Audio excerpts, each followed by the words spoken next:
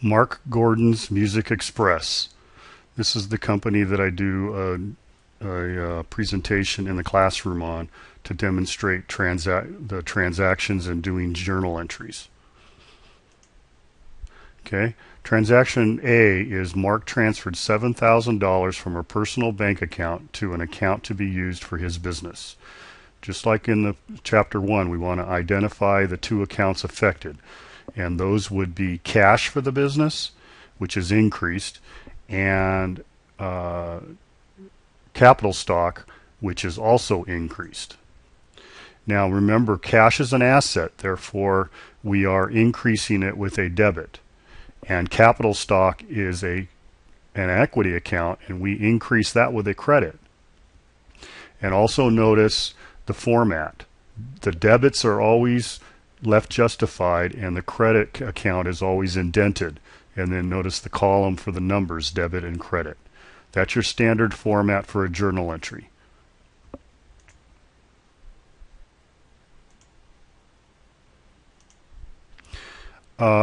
Transaction B purchased $5,900 of stereo equipment on account. So we ask ourselves what two accounts are affected, and we come up with stereo equipment and accounts payable. Okay, we have more stereo equipment than we did a moment ago, therefore it's an increase to stereo equipment, which happens to be an asset account, increase with a debit, and accounts payable is a liability account, and we owe more now, and we increase accounts payable with a credit.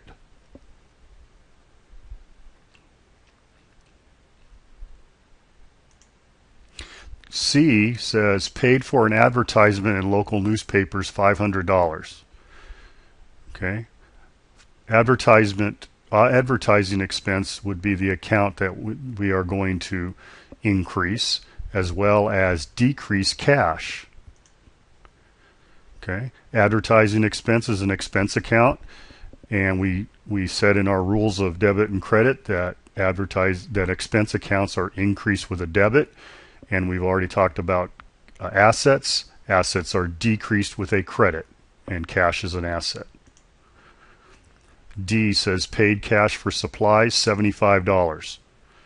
All right, supplies is an asset account and cash is an asset account. Both of those are being affected by this transaction.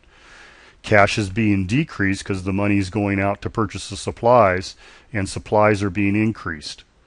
Okay, and both are asset accounts, and so that would mean that supplies is being increased with a debit and cash is being decreased with a credit. Transaction E says received $1,000 cash from customers for music provided at class reunions. All right, so now we're talking about revenue.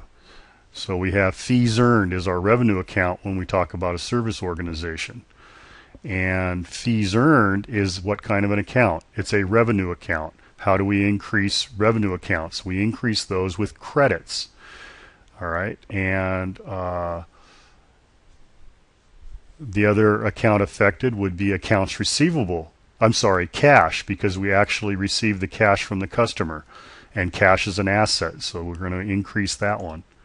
So we've debited cash, $1,000, increase an asset with a debit, and we've increased fees earned with $1,000 with a credit, again a revenue account increasing with a credit. F says paid for stereo equipment purchased in B. Okay, we had set up an account payable in B, so if we're going to pay off that payable, now we decrease the account payable with a debit, and we decrease cash with a credit.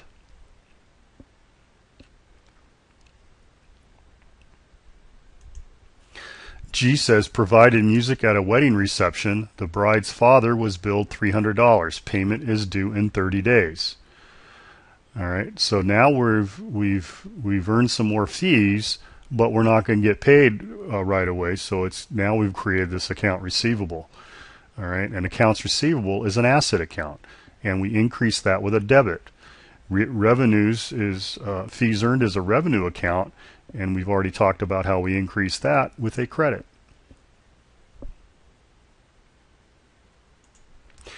H says paid wages of an assistant, $150. Okay, Wages is an expense account. How do we increase expense accounts? We've talked about that. That is with a debit. And we decrease cash, being an asset, with a credit because we got cash going out.